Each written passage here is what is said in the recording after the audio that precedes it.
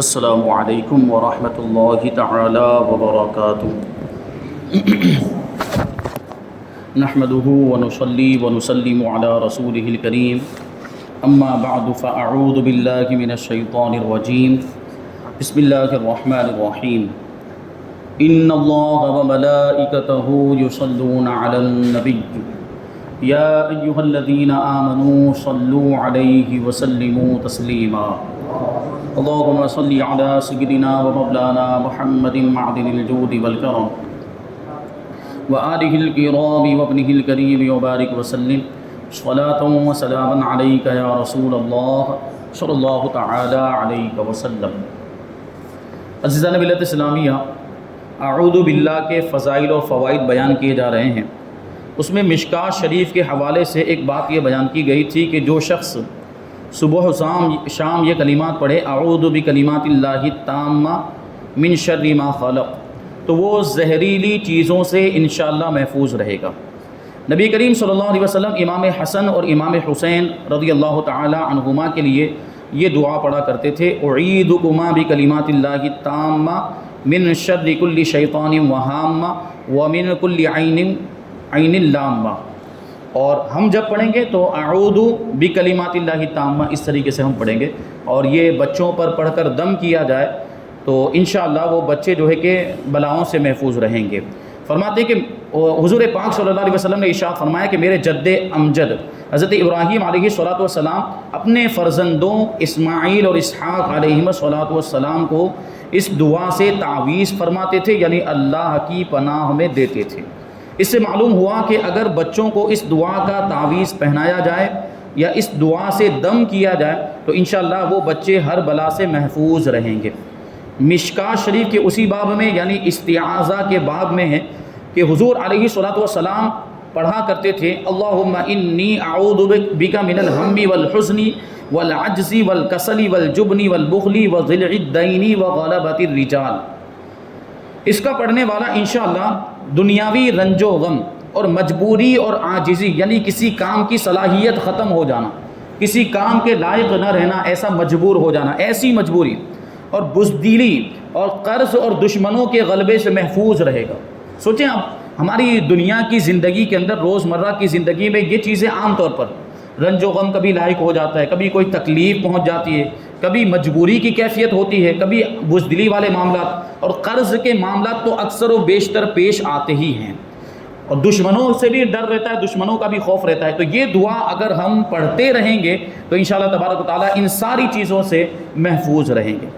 نیز حضور پاک صلی اللہ علیہ وسلم یہ بھی پڑھا کرتے تھے، اللہم انی اعوذ بک من البرص والجذام والجنون ومن سیء الاسقام۔ انشاءاللہ اس کا پڑھنے والا جذام یعنی کوڑ کی بیماری اور سفید داغ کی بیماری، جو جسم پر سفید داغ ہو جاتے ہیں، دیوانگی اور پاگل پن اور بری بیماریوں سے محفوظ رہے گا۔ مشکوٰۃ شریف کے اسی باب میں ہے کہ حضور پاک صلی اللہ علیہ وسلم فرماتے ہیں کہ جو شخص سو کر اٹھے تو یہ دعا پڑھ لیا کرے، اعوذ بکلمات اللہ التامہ من غضبہ وعقابہ وشر عبادہ ومن ہمزات الشیاطین وان یحضرون۔ سیدنا عبداللہ ابن عمر رضی اللہ تعالی عنہما اپنے سمجھدار بچوں کو یہ دعا حفظ کرا دیتے تھے، یعنی ان کو زبانی یاد کرواتے تھے یہ دعا، اور نابالغ بچوں کے گلے میں اس کا تعویذ بنا کر ڈال دیتے تھے، اور اس سے تعویذ لکھنے اور گلے میں ڈالنے کا ثبوت ہوا۔ حضرت عبداللہ ابن عمر رضی اللہ تعالیٰ عنہ صحابی ہیں، اور صحابی یہ عمل کر رہے ہیں، یعنی وہ یاد کروا رہے ہیں اور تعویذ بنا کر گلے میں پہنا رہے ہیں۔ تو ہم جو گلے میں تعویذ پہنتے ہیں، اگر وہ تعویذ صحیح ہے، شریعت کے مطابق ہے، یعنی قرآن کی آیتوں پر یا اللہ تعالیٰ کے اسماء پر یا اعداد پر مشتمل ہے، تو اس کے پہننے میں کوئی حرج نہیں، بلکہ اس کے اپنے مخصوص فوائد ہیں۔ اس کی پابندی کرنے والا، یعنی یہ جو دعا بتائی گئی، اس کی پابندی کرنے والا انشاءاللہ جنات اور انسان کی شرارتوں اور رب تعالیٰ کے غضب سے محفوظ رہے گا۔ غرض کے اعوذ بہت سی دعاؤں میں کام آتا ہے، اگر اس کی زیادہ تحقیق منظور ہو تو مشکوٰۃ شریف باب الاستعاذہ کا مطالعہ کیا جا سکتا ہے۔ اب اعوذ باللہ کے بارے میں فقہی مسائل، ضروری مسئلے بتاتے ہیں کہ تلاوت کرنے والے کے لیے تلاوت سے پہلے اعوذ باللہ پڑھنا سنت ہے، یعنی جب ہم تلاوت کرنا شروع کریں تو تلاوت سے پہلے، تلاوت کرنے کا جب ارادہ کریں تو اعوذ باللہ من الشیطان الرجیم پڑھنا چاہیے، اور اس کے ساتھ بسم اللہ الرحمن الرحیم بھی پڑھنا چاہیے، کیونکہ ابھی یہاں اعوذ کی بات چل رہی ہے، اس لیے اس کے بارے میں اس کا حکم بتاتے ہیں کہ اعوذ باللہ پڑھنا سنت ہے۔ اس طرح کے پہلے اعوذ باللہ پڑھے پھر بسم اللہ پڑھے۔ مسئلہ، مقتدی اعوذ باللہ نہیں پڑھے گا کیونکہ وہ امام کے پیچھے قرات نہیں کرے گا، اور اعوذ باللہ کا تعلق قراءت سے ہے۔ اعوذ باللہ جو ہے اور بسم اللہ بھی یہ قراءت کے تابع ہے، جہاں قراءت ہوگی، جہاں قرآن پڑھا جائے گا وہاں اعوذ باللہ اور بسم اللہ پڑھا جائے گا، اور مقتدی امام کے پیچھے قراءت نہیں کرتا، اس کے لیے حکم ہے کہ وہ خاموش کھڑا رہے جب قراءت ہو رہی ہو تو، اور پہلی رکعت میں شامل ہوا ہے اور ثنا پڑھنے کا اس کو موقع ملا ہے تو وہ ثنا پڑھے گا، اور ثنا پڑھ کے وہ خاموش ہو جائے، اعوذ باللہ اور بسم اللہ وہ نہیں پڑھے گا۔ آگے مسئلہ ہے کہ استاذ کو قرآن سنانے والے کے لیے اعوذ پڑھنا سنت نہیں، کیونکہ وہ تلاوت نہیں کر رہا بلکہ قرآن سیکھ رہا ہے، لیکن اس میں بھی بہتر یہ ہے کہ اعوذ باللہ، کیونکہ فائدہ اس کا وہاں پر بھی ہے، اور اعوذ باللہ بھی تو سکھایا جائے گا، اعوذ باللہ بھی تو سیکھنے سکھانے کی ضرورت ہے، اور بسم اللہ بھی، تو یہ بھی پڑھنا بہتر ہے جب سیکھ رہے ہوں تب بھی۔ مسئلہ، عید کی نماز میں امام پہلی تکبیر کے بعد فقط سبحانک اللہم پڑھے، یعنی ثنا پڑھے، اور چوتھی تکبیر کے بعد اعوذ باللہ پڑھ کر قراءت شروع کرے، کیونکہ یہی وقت قراءت کا ہے، یعنی جب قراءت کی جاتی ہے۔ ابھی یہ بات بیان کی گئی کہ اعوذ باللہ اور بسم اللہ جو ہے یہ قراءت کے تابع ہے، تو جہاں قراءت کی جائے گی وہاں اعوذ باللہ اور بسم اللہ پڑھنا ہے۔ تو پہلی تکبیر جب عید کی نماز میں کہی جاتی ہے تو وہاں پہ ثنا پڑھی جاتی ہے، اس کے بعد ہمیں اعوذ باللہ اور بسم اللہ نہیں پڑھنا ہے، اور مقتدی کو تو ویسے بھی نہیں پڑھنا ہے۔ امام کے تعلق سے یہ ہے کہ جب وہ چوتھی تکبیر کہیں گے اور اس کے بعد جب وہ قراءت شروع کرنے لگیں گے تو اس سے پہلے ان کو اعوذ باللہ اور بسم اللہ پڑھنا ہے۔ مسئلہ، بعض لوگوں کے نزدیک تلاوت کے وقت اعوذ باللہ پڑھنا واجب ہے، اور بعض کے نزدیک تلاوت کے بعد اعوذ پڑھنا واجب ہے۔ یہ لوگ اس آیت کے ظاہری معنی پر عمل کرتے ہیں کہ فَإِذَا قَرَأْتَ الْقُرْآنَ فَاسْتَعِذْ بِاللَّهِ، کیونکہ اس آیت کریمہ کا معنی کیا ہوتا ہے؟ جب تم قرآن پڑھو، جب تم قرآن کی تلاوت کرو تو اللہ سے پناہ مانگو، یعنی اعوذ باللہ پڑھو۔ تو اس کا ظاہری مفہوم یہ نکلتا ہے کہ جب تم تلاوت سے فارغ ہو جاؤ، جب تم تلاوت کر چکو تو اعوذ باللہ پڑھو، اس لیے وہ کہتے ہیں کہ قرآن کی تلاوت ہو جانے کے بعد اعوذ باللہ پڑھنا چاہیے، یہ بعض لوگوں کا کہنا ہے۔ کہتے ہیں کہ اس آیت میں قرآن پاک پڑھنے کے بعد اعوذ باللہ پڑھنے کا حکم دیا گیا ہے، اور خدا کے حکم پر عمل کرنا واجب ہے، لیکن صحیح پہلی ہی بات ہے، یعنی اعوذ پڑھنا یہ قرآن پاک پڑھنے سے پہلے ہی سنت ہے۔ جب قرآن پڑھنے کا ارادہ کریں، جب تلاوت شروع کرنے کا ارادہ کریں، اس وقت اعوذ باللہ پڑھنا یہ سنت ہے، جسے قرآن پاک فرماتا ہے اذا قمتم الی الصلاۃ فاغسلوا وجوہکم، یعنی جب تم کھڑے ہو جاؤ۔ اس کا جو مفہوم ہے، جو لفظی ترجمہ یہ ہوگا کہ جب تم نماز کے لیے کھڑے ہو جاؤ تو اپنے چہرے کو دھو، اپنے ہاتھوں کو دھو، اپنے سر کا مسح کرو اور اپنے پاؤں کو دھو، یعنی وضو کرنے کا حکم ہے۔ اس آیت کریمہ کے اندر وضو کرنے کا حکم ہے، اور اس آیت کریمہ کو اگر اس کے ظاہری معنی پر اگر ہم محمول کریں تو اس کا مطلب یہ ہوگا کہ جب تم نماز پڑھ چکو تو وضو کرو، لیکن سب کا اس پر اتفاق ہے کہ وضو کب کیا جاتا ہے؟ وضو نماز سے پہلے کیا جاتا ہے۔ تو پھر اس آیت کریمہ کا مفہوم کیا نکلے گا؟ یعنی جب تم نماز پڑھنے کے لیے کھڑے ہو جاؤ تو اس وقت وضو کرنا نہیں، تو اس آیت کریمہ کا مفہوم یہ نکلتا ہے کہ جب تم نماز پڑھنے کا ارادہ کرو تو وضو کرو، تو جیسے یہاں پر ہے اسی طریقے سے اس آیت کریمہ کے اندر بھی ہوگا کہ فَإِذَا قَرَأْتَ الْقُرْآنَ فَاسْتَعِذْ بِاللَّهِ، جب تم قرآن پڑھو تو اعوذ باللہ پڑھو۔ اس کا مطلب یہ ہوگا کہ جب تم قرآن کی تلاوت کرنے کا ارادہ کرو تو اعوذ باللہ پڑھو۔ تو ایسی صورت میں اعوذ باللہ کب ہوگا؟ شروع میں ہوگا، تلاوت کرنے سے پہلے، بلکہ مطلب یہ ہے کہ جس وقت بھی نماز ادا کی جائے وہی وہاں پر وضو کرنا ہے، اور یہی اس جگہ پر مراد ہے۔ اسی طرح رب تبارک و تعالیٰ فرماتا ہے فَانْكِحُوا مَا طَابَ لَكُم مِّنَ النِّسَاءِ، کیونکہ انہوں نے واجب بھی کہا، جو بعض علماء کا قول انہوں نے نقل کیا، انہوں نے کیا کہا کہ ایک چیز تو یہ ہے کہ بعد میں پڑھنا ہے، اور دوسری چیز ہے کہ اعوذ پڑھنا واجب ہے، کہ اگر کوئی نہیں پڑھے گا تو گنہگار ہو جائے گا، یعنی ضروری ہے، انہوں نے اس کو واجب قرار دیا۔ تو اس کا جواب دیتے ہیں کہ اللہ تعالیٰ نے قرآن مجید کے اندر یوں ارشاد فرمایا کہ فَانْكِحُوا مَا طَابَ لَكُم مِّنَ النِّسَاءِ، یعنی جو عورتیں تمہیں اچھی لگیں ان سے نکاح کرو۔ انہوں نے استدلال کیا تھا، انہوں نے دلیل کے طور پر یہ بات پیش کی تھی کہ فَاسْتَعِذْ بِاللَّهِ میں اللہ تعالیٰ نے اعوذ باللہ پڑھنے کا حکم دیا، اور جہاں اللہ تبارک و تعالیٰ کسی بات کا حکم دے اب اس کا کرنا ضروری ہو جاتا ہے، اس کا کرنا واجب ہو جاتا ہے، کیونکہ امر یعنی حکم دینا یہ وجوب کے لیے ہوتا ہے، کسی بھی چیز کو واجب اور ضروری قرار دینے کے لیے ہوتا ہے۔ تو اس کا جواب دیتے ہیں کہ ہر امر وجوب کے لیے نہیں ہوتا، عام طور پر یہ حکم ہے کہ جہاں بھی امر ہوگا، جہاں بھی حکم ہوگا قرآن اور حدیث کے اندر وہ چیز واجب ہوگی، لیکن کہیں کہیں قرینے کی وجہ سے وہ چیز مستحب بھی ہوتی ہے یا جو ہے کہ وہ چیز سنت بھی ہوتی ہے جس کا حکم دیا جا رہا ہے. جیسے کہ آیت کریمہ ہے فَانْكِحُوا مَا طَابَ لَكُم مِّنَ النِّسَاءِ، کہ عورتوں میں سے جو تمہیں اچھی لگیں ان سے نکاح کرو. تو دیکھو یہاں پر قرآن مجید میں نکاح کرنے کا حکم دیا گیا، لیکن بسا اوقات یہ نکاح کرنا سنت ہوتا ہے. ہر حالت میں نکاح کرنا واجب یا فرض نہیں. ہاں اس کی مخصوص حالتیں ہیں جب نکاح کرنا فرض ہو جاتا ہے یا واجب ہو جاتا ہے، لیکن عام حالات میں نکاح کرنا سنت ہے. اعتدال والی حالت جو ہو تو اس میں نکاح کرنا سنت ہے. دیکھیں اللہ تعالیٰ نے قرآن میں نکاح کرنے کا حکم دیا، اس کے باوجود عام حالات میں نکاح کرنا کیا ہے؟ سنت ہے. تو اس سے پتہ چلا کہ اعوذ باللہ پڑھنا بھی سنت ہے. مسئلہ بعض روایتوں میں آتا ہے کہ پہلی وحی میں حضرت جبریل امین نے حضور پاک صلی اللہ علیہ وسلم سے عرض کیا کہ آپ اس طرح پڑھیے استعیذ باللہ السمیع العلیم من الشیطان الرجیم بسم اللہ الرحمن الرحیم اقرأ بسم ربک الذی خلق. اب اس سے ظاہر ہوتا ہے کہ اعوذ باللہ بھی قرآن پاک کی آیت ہے، کیونکہ انہوں نے آیت کے ساتھ ملا کر حضور پاک صلی اللہ علیہ وسلم کی بارگاہ میں درخواست کی کہ آپ یہ بھی پڑھیں، اور اس میں اعوذ کے الفاظ ہیں. تو اس سے پتہ چل رہا ہے کہ یہ قرآن کا حصہ ہے، قرآن کی آیت، تبھی تو حضرت جبریل علیہ السلام نے حضور کو پڑھنے کے لیے کہا. لیکن حقیقت یہ ہے کہ یہ قرآن کی آیت نہیں، بلکہ جبریل علیہ السلام نے برکت کے لیے یہ اعوذ پڑھائی. اور یہ قرآن کی جو آیت ہے وہ اقرا ہی سے شروع ہوئی. یہاں پہ اعوذ باللہ من الشیطان الرجیم کا بیان مکمل ہوا. اب بسم اللہ الرحمن الرحیم کی تفسیر یہاں سے بیان کرتے ہیں. بسم اللہ الرحمن الرحیم کا معنی ہوتا ہے اللہ کے نام سے شروع جو بہت مہربان رحم فرمانے والا ہے. بسم اللہ کے بارے میں چند باتیں غور کرنے کی ہیں. ایک یہ کہ اس کا تعلق اعوذ باللہ سے کیا ہے، اعوذ باللہ سے یہ کیا تعلق رکھتا ہے. دوسرے یہ کہ اس میں نکات کیا ہیں، اس میں نقطے اور اس میں پوائنٹ کیا ہیں. تیسرے کہ اس کے فضائل اور فوائد کیا ہیں. اور چوتھے اس کے بارے میں فقہی مسائل، ضروری مسئلے. تو سب سے پہلے تعلق بتاتے ہیں کہ اعوذ باللہ کے ساتھ اس کو جوڑا گیا، ملایا گیا تو کچھ نہ کچھ تعلق ہوگا، تبھی تو اعوذ باللہ کے ساتھ بسم اللہ کو پڑھا جاتا ہے. تو اس کے بارے میں بتاتے ہیں کہ بسم اللہ کا اعوذ باللہ سے دو طرح کا تعلق ہے. ایک تو یہ کہ اعوذ باللہ میں ما سوی اللہ سے علیحدگی تھی، یعنی جب اعوذ باللہ پڑھتا ہے کوئی انسان، کوئی بندہ، تو اس کا مطلب یہ ہوتا ہے کہ ساری دنیا کے تعلقات سے، ساری دنیا کی چیزوں سے وہ اپنا رشتہ توڑ کر اللہ ہی کی پناہ میں آنا چاہتا ہے. اعوذ باللہ کا یہ مطلب ہوا کہ ساری دنیا کے رشتے ہوتے ہیں، وہ بے نیاز ہو جاتا ہے. اور بسم اللہ میں اللہ تعالیٰ کی طرف توجہ بھی ہوتی ہے اور ما سوی اللہ سے علیحدگی بھی ہوتی ہے. کیا مطلب ہوا کہ مخلوق سے الگ ہو کر اب اللہ کی بارگاہ میں حاضر ہو رہا ہے بندہ، اور اللہ کی طرف وہ توجہ کر رہا ہے. تو ایک چیز اس میں اضافی ہو جاتی ہے. توجہ الی اللہ سب پر مقدم ہے، یعنی اللہ کی طرف متوجہ ہونا ساری چیزوں پر مقدم ہے، اس لیے اعوذ باللہ بسم اللہ پر مقدم ہے.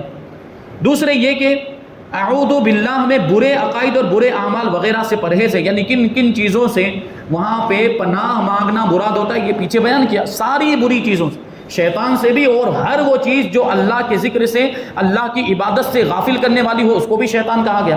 تو اعوذ میں ساری چیزیں، برے اعمال، برے عقیدے سب آ گیا تھا ایک تفسیر کے مطابق جو بیان کیا گیا. تو اعوذ باللہ میں برے عقائد اور برے اعمال وغیرہ سے پرہیز ہے، اور بسم اللہ میں اچھے عقائد اور اچھے اعمال وغیرہ کو رب سے حاصل کرنا ہے. تو گویا وہ پرہیز تھا اور یہ علاج ہے، یعنی اعوذ باللہ یہ پرہیز اور پھر علاج. بیماری جب ہوتی ہے تو دو چیزیں کی جاتی ہیں، ایک تو پرہیز، ڈاکٹر بھی کبھی کبھی پرہیز کرنے کا حکم دیتا ہے کہ ان چیزوں سے پرہیز کرو، یہ چیزیں آپ نہیں کھا سکتے، اور پھر دوا بھی بتاتا ہے، علاج بھی دیتا ہے. تو پرہیز پہلے کیا جاتا ہے اور دوا بعد میں، علاج بعد میں کیا جاتا ہے. تو اعوذ باللہ یہ پرہیز ہے اور بسم اللہ علاج ہے، اس لیے اس کو بعد میں لائیں. اسی لیے کہتے ہیں کہ یہ علاج ہے، اور پرہیز علاج پر مقدم ہوتا ہے. پہلے بیماری کو دفع کرو، پھر مقویات یعنی قوت اور طاقت پہنچانے والی چیزوں کا استعمال کرو. لہٰذا اعوذ پہلے پڑھو اور بسم اللہ بعد میں پڑھو. اب اس کے نکات بیان کیے جاتے ہیں کہ بسم اللہ کے نکات میں دو قسم کے نکات ہیں. ایک تو خود بسم اللہ کہ ہر کام کے شروع میں کیوں پڑھی جاتی ہے. دوسرے بسم اللہ کے الفاظ میں، یعنی بسم اللہ کے جو الفاظ ہیں با زیر بی اور اسم، اور پھر کلمہ جلالت اللہ، پھر ہے الرحمن اور پھر ہے الرحیم، یہ بسم اللہ کے الفاظ ہیں. ان میں کیا نکات ہیں انشاءاللہ تبارک و تعالیٰ اس میں جو حکمتیں ہیں وہ بھی آگے بیان کریں گے کہ یہ الفاظ، انہی الفاظ کو جوڑ کر بسم اللہ الرحمن الرحیم کو کیوں بنایا گیا. اس کے علاوہ اور بھی صفات کو تو شامل کیا جا سکتا تھا، اللہ تعالیٰ کے دوسرے ناموں کو بھی اس میں شامل کیا جا سکتا تھا. اللہ اس میں جلالت کو اور الرحمن اور الرحیم ہی کو کیوں شامل کیا گیا، وہ ساری چیزیں بیان کریں گے. اب نکات بیان کرتے ہیں. پہلا نقطہ کہ کفار عرب اپنے ہر کام کو بتوں کے نام سے شروع کرتے تھے. اپنے باطل معبودوں کا نام لیتے تھے، وہ مورتیاں جن کی وہ عبادت کیا کرتے ان مجسموں کا نام لیتے تھے اپنا کوئی بھی کام شروع کرنے سے پہلے۔ چنانچہ وہ کہا کرتے تھے بسم اللہ والعزیٰ، کہ لات اور عزیٰ ان کے بتوں کے نام تھے، ان کے معبودان باطلہ کے نام تھے، تو وہ اس طرح بسم اللہ والعزیٰ کہا کرتے تھے اپنا کوئی بھی کام شروع کرنے سے پہلے۔ لہٰذا ضروری ہوا کہ مومن مسلمان اپنے ہر کام کو اللہ کے نام سے شروع کرے تاکہ کفار کی مخالفت ظاہر ہو جائے، کیونکہ ہم تو اللہ کی عبادت کرتے ہیں اور ہم اللہ کے سوا کسی کی عبادت نہیں کرتے۔ وہ اپنے گمان میں جن کو معبود سمجھتے ہیں وہ اپنا کام کوئی بھی شروع کرنے سے پہلے اپنے باطل معبودوں کا نام لیتے ہیں، تو ہمارا معبود تو حقیقی معبود ہے اور وہی عبادت کے لائق ہے، وہی رب ہے، وہی مالک، وہی خالق ہے، تو ہمیں کیوں اس کا نام نہیں لینا چاہیے؟ ہمیں تو ضرور اس کا نام لینا چاہیے ہر کام کو شروع کرنے سے پہلے۔ اور ہر کام کو شروع کرنے سے پہلے کا مطلب کیا ہے کہ ہر جائز کام، ہر نیک اور جائز کام شروع کرنے سے پہلے ہمیں بسم اللہ پڑھنی چاہیے۔ یعنی کیا مطلب ہوا کہ کوئی ناجائز کام یا اگر گناہ کا کام کر رہے ہیں یا کوئی مکروہ کام کر رہے ہیں تو اس میں بسم اللہ نہیں پڑھ سکتے، بسم اللہ پڑھنے کی اجازت نہیں، بعض اوقات تو اس کا بہت سخت حکم بھی ہوگا۔ فائدہ اس سے معلوم ہوا کہ مسلمان کا ہر عمل کفار کے مخالف ہونا چاہیے، ان سے محبت اور مشابہت بری چیز ہے، یعنی کفار سے مشابہت، کفار جیسا طور طریقہ اور کفار جیسی شکل و صورت اختیار نہیں کرنی چاہیے، بلکہ ان کی مخالفت ہمارے اعمال سے، ہمارے کردار سے، ہمارے لباس سے، ہمارے اٹھنے بیٹھنے سے، ہماری شکل و صورت سے کفار کی مخالفت ظاہر ہونی چاہیے، کیونکہ ہم الگ ہیں، کفار الگ ہیں، ایمان والوں کی شان الگ ہونی چاہیے، اور ان سے مشابہت بالکل بھی نہیں ہونی چاہیے، کیونکہ حضور پاک صلی اللہ علیہ وسلم نے ارشاد فرمایا کہ من تشابہ بقوم فہو منہم، کہ جو کسی قوم سے مشابہت اختیار کرتا ہے، یعنی کسی قوم کے جیسا رہنا سہنا اور ان کے جیسی شکل و صورت اختیار کرتا ہے یا ان کے طور طریقے کو اپناتا ہے تو وہ انہی میں شمار ہوگا۔ یعنی پھر کیونکہ اب یہ کیوں کر رہا ہے آدمی؟ ان کی محبت کی وجہ سے کر رہا ہے یا ان کو اچھا سمجھ رہا ہے اسی لیے اس کو کاپی کر رہا ہے، ان کو فالو کر رہا ہے، تو پھر اس کو انہی کے زمرے میں ڈال دیا جائے گا، انہی کی جماعت میں اس کا حشر ہوگا۔ تو کیا ہم چاہتے ہیں کہ ہمیں کفار کے ساتھ اٹھایا جائے؟ کیا ہم چاہتے ہیں کہ ہمیں کفار کے زمرے میں شامل کر لیا جائے؟ کیا ہم چاہتے ہیں کہ کفار کے کو جو عذاب ہو اس عذاب میں ہم بھی شریک ہو جائیں؟ تو ہمیں کفار کے طور طریقوں سے اور ان کے مشابہت اختیار کرنے سے بچنا چاہیے۔ دوسرا نقطہ، جس کام کی ابتدا اچھی ہو اس کی انتہا بھی اچھی ہوتی ہے، یعنی وہ کام اچھی طرح سے انجام کو پہنچ جاتا ہے، پایہ تکمیل کو پہنچ جاتا ہے۔ ابھی آپ دیکھیں بچہ جب پیدا ہوتا ہے تو پیدا ہوتے ہی اس کے کان میں اذان کہی جاتی ہے، کیا مقصد ہوتا ہے؟ اس کا مقصد یہی ہوتا ہے کہ اس کی ابتدا اللہ کے نام پر ہو۔ بچہ ابھی پیدا، اس کے کان میں جو پہلی آواز جائے، ویسے تو بہت ساری آوازیں چلی جاتی لیکن کوشش یہ ہونی چاہیے کہ جلد سے جلد یہ اذان جو ہے کہ اس کے کان میں پہنچ جائے، تاکہ اللہ کا نام اس کے کان میں پہنچے، اللہ کے نام سے ابتدا ہو اور اس کی تمام زندگی پھر خیریت کے ساتھ گزرے کہ جب پیدا ہوا اللہ کا نام اس کے کان میں پہنچ گیا تو ابتدا اللہ کے نام سے ہو گئی، اذان سے ہو گئی، تو اب پوری زندگی اس کی برکت شامل رہے گی اور انشاءاللہ پوری زندگی خیریت کے ساتھ گزرے گی۔ یہ مقصد ہوتا ہے اور اسی وجہ سے اذان کہی جاتی ہے۔ دکاندار دکان کی پہلی بکری ادھار نہیں کرتا بلکہ نقد پیسے مانگتا ہے کہ یہ میری بونی ہو رہی ہے تو مجھے ابھی میں ادھار کا معاملہ نہیں کر سکتا۔ کیوں؟ ان کی ایک سوچ بنی ہوئی ہوتی ہے کہ ابھی میں پہلی بکری ادھار کروں گا تو اس کا اثر پورا دن رہے گا اور پورا دن سب کو ادھار ہی دینا پڑ جائے گا، اس لیے پہلی بکری وہ نقد کرتا ہے، یعنی ادھار نہیں کرتا۔ کوئی کہتا ہے تاکہ سارا دن تجارت کے لیے اچھا گزرے۔ اسی طرح مسلمان کو ضروری ہے کہ اپنے ہر کام کی ابتدا اللہ کے نام سے کرے تاکہ بخیر و خوبی انجام کو پہنچے، اور یہ ہم سب سمجھتے ہیں، یہ ایک عام سی بات ہے کہ جس کام میں بھی بسم اللہ پڑھی جائے اللہ تبارک و تعالیٰ اس کام میں برکت عطا فرما دیتا ہے۔ اسی وجہ سے تو کھانے سے پہلے بھی ہم بسم اللہ پڑھتے ہیں تاکہ کھانے میں برکت ہو جائے۔ تو یہ ہے بسم اللہ کے فوائد۔ تیسرا نقطہ ہے کہ سرکاری مال پر کوئی سرکاری علامت لگا دی جاتی، گورنمنٹ کا کوئی مال ہو تو گورنمنٹ کا سکہ لگا ہوتا ہے کہ نہیں اس پر، کہ یہ مال جو ہے یہ گورنمنٹ کا ہے، اس پر جو سارا اختیار ہے وہ سرکار کا ہے۔ اسی طرح اچھا وہ سکہ لگانے کا کیا مطلب ہوتا ہے؟ گورنمنٹ کی طرف سے جو سکہ لگا دیا جاتا ہے، کوئی علامت لگا دی جاتی ہے، اس کا مطلب یہ ہوتا ہے کہ کوئی چور اس کو لیتے وقت گھبرائے، کیونکہ وہ جب چوری کرنے جائے گا تو سامان پہ وہ مہر لگی ہوئی دیکھے گا یا گورنمنٹ کی کوئی علامت اور نشانی دیکھے گا تو وہ گھبرائے گا، اب وہ سوچے گا، چوری کرنے میں خوف کرے گا اور چرا نہیں سکے گا، کیونکہ سرکاری مال کی چوری کا مطلب ہوتا ہے بغاوت، یعنی گورنمنٹ کے خلاف بغاوت کرنا، اور جو گورنمنٹ کے خلاف بغاوت کرتا ہے وہ سزا کا مستحق ہوتا ہے۔ اسی طرح مسلمان کو چاہیے کہ اپنے ہر کام کے شروع میں بسم اللہ پڑھ لے تاکہ یہ بسم اللہ رب العالمین کی نشاندہی بن جائے اور شیطان چور اس میں اپنا دخل نہ دے سکے۔ جس کام میں بسم اللہ پڑھ لی جائے تو اب شیطان اس میں داخل نہیں ہو پائے گا۔ اور حدیث پاک میں بھی آتا ہے کہ جس کام کے شروع میں بسم اللہ نہ پڑھی جائے اس میں شیطان شریک ہو جاتا ہے، اور بسم اللہ پڑھ لینے کے بعد وہ کام شیطان سے محفوظ ہو جاتا ہے۔ اور اس کی پوری بحث انشاءاللہ تبارک و تعالیٰ بسم اللہ کے فوائد میں آئے گی۔ جیسے وہاں پر آپ یہ بھی سنیں گے کہ اگر ہم بغیر بسم اللہ پڑھے ہوئے کھانا شروع کر دیتے ہیں تو ہمارے کھانے میں شیطان بھی شریک ہو جاتا ہے، اور اس کو آپ بھی محسوس کریں گے کہ اگر ہم بسم اللہ پڑھنا بھول جاتے ہیں یا جان بوجھ کر اگر بسم اللہ نہیں پڑھتے تو ہمارے کھانے میں برکت نہیں ہوتی، وہ شیطان کھا جاتا ہے گویا کہ۔ تو اور اگر بسم اللہ پڑھ لیں تو شیطان اس میں شریک نہیں ہو پاتا ہے، اور پھر اللہ تبارک و تعالیٰ ایسے کھانے میں برکت عطا فرماتے ہیں۔ چوتھا نقطہ، آدمی جس کا ذکر زیادہ کرتا ہے اس کو اسی کے ساتھ رکھا جاتا ہے۔ انسان بسم اللہ زیادہ پڑھے تو انشاءاللہ دونوں جہان میں رحمت الہی اس کے ساتھ رہے گی۔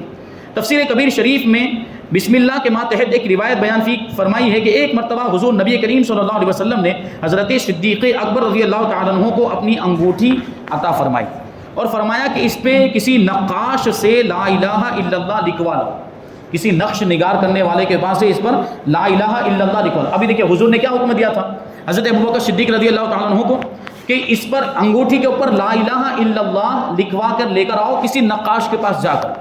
لیکن دیکھیے ابو بکر کیسے عاشق رسول ہیں، صدیق اکبر رضی اللہ تعالیٰ عنہ نقاش کے پاس انگوٹھی لے گئے اور فرمایا کہ اس پر لکھ دے لا الہ الا اللہ محمد الرسول اللہ۔ یعنی حضور نے صرف لا الہ الا اللہ لکھنے کے لیے کہا تھا، لیکن حضرت صدیق اکبر نے اس میں کیا اضافہ کروا دیا؟ محمد الرسول اللہ کا بھی اضافہ کروا دیا۔ نقاش نے یہی لکھ دیا، یعنی نقاش نے تو اتنا ہی لکھا تھا لا الہ الا اللہ محمد الرسول اللہ، کیونکہ صدیق اکبر نے اتنا لکھنے کا حکم دیا تھا۔ لیکن جب وہ انگوٹھی بارگاہ رسالت میں پیش ہوئی تو اس پر کیا لکھا ہوا تھا؟ غور کرنے کی بات، لا الہ الا اللہ محمد الرسول اللہ ابو بکر صدیق، یعنی حضور نے حکم دیا تھا لا الہ الا اللہ کا، اور ابو بکر نے محمد الرسول اللہ بھی لکھا ہے، لیکن ساتھ میں اس میں ابو بکر صدیق لکھا ہوا تھا یا ابو بکر صدیق لکھا ہوا تھا۔ اب یہ کہاں سے آ گیا؟ اس کا تو کسی نے حکم نہیں دیا تھا، بلکہ فرمایا گیا کہ وہ نقاش نے بھی نہیں لکھا تھا اپنی طرف سے۔ نقاش نے لا الہ الا اللہ محمد الرسول اللہ ہی لکھا تھا، یہ ابو بکر صدیق کہاں سے آ گیا؟ ارشاد فرمایا کہ اے ابو بکر یہ زیادتی کیسی، یہ اضافہ کیسے ہو گیا؟ تم کو تو لا الہ الا اللہ لکھنے کے لیے کہا گیا تھا، یہ محمد الرسول اللہ بھی اس میں آ گیا اور ابو بکر صدیق بھی آ گیا۔ عرض کیا یا رسول اللہ صلی اللہ تعالیٰ علیہ وسلم آپ کے نام کو تو میں نے بڑھایا تھا، میں نے نہ چاہا کہ رب کے اور آپ کے نام میں جدائی ہو جائے، یعنی رب کا ذکر ہو اور آپ کا ذکر نہ ہو، اس لیے میں نے نقاش کو حکم دیا کہ اللہ کے نام کے ساتھ حضور کا بھی نام وہ لکھ دے، لیکن اپنا نام میں نے نہیں بڑھایا۔ یعنی حضرت ابوبکر صدیق کہتے ہیں کہ میرا نام میں نے اس میں نہیں بڑھایا۔ یہ عرض معروض ہو رہی تھی کہ جبریل امین حاضر خدمت ہوئے اور عرض کیا کہ یا رسول اللہ صلی اللہ تعالیٰ علیہ وسلم صدیق کا نام میں نے لکھا ہے۔ حضرت جبریل کہتے ہیں صدیق کا نام نقاش نے نہیں لکھا، نہ ہی صدیق نے لکھنے کا حکم دیا تھا، صدیق کا نام میں نے لکھا ہے، کیونکہ صدیق اس سے راضی نہ ہوئے کہ آپ کا نام خدا کے نام سے جدا ہو جائے، تو خدا تعالیٰ اس سے راضی نہ ہوا کہ صدیق کا نام آپ کے نام سے جدا ہو جائے۔ تو خدا پاک توفیق عطا فرمائے کہ ہم اس کا ذکر اس کے حبیب علیہ الصلوۃ والسلام کے ذکر کے ساتھ کرتے رہیں۔ یہ 4 نقطے بیان کیے گئے، اب یہاں سے 5واں نقطہ بیان کیا جائے گا اور پھر بسم اللہ کے حروف کی حکمتیں انشاءاللہ تبارک و تعالیٰ آئندہ ہفتے ہم شامل کریں گے۔ اللہ تبارک و تعالیٰ کی بارگاہ میں دعا ہے کہ جو کچھ بھی بیان ہوا اس پر مجھے آپ کو ہم سب کو عمل کرنے کی توفیق عطا فرمائے اور نور قرآن سے ہم سب کے دلوں کو روشن اور منور فرمائے۔ وما علینا الا البلاغ۔